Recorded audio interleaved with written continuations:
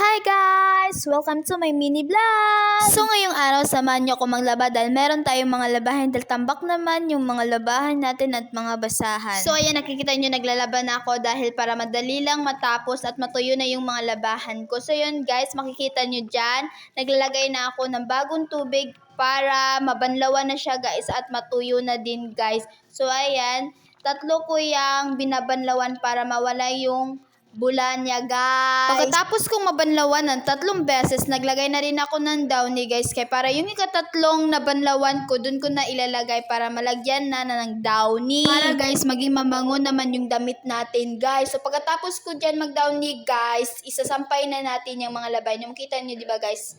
Magsasampay tayo dahil mainit na guys para naman matuyo ka agad yung damit. Hanggang dito na lang yung vlog na to guys. Huwag niyong kalimutan mag-comment kung taga saan kayo. Then huwag kalimutan mag-follow, mag-heart, mag-share ng aking video para meron pang makapanood kayo guys kung sino yung gusto magpa-shoutout ng aking vlog. Maraming salamat sa panonood!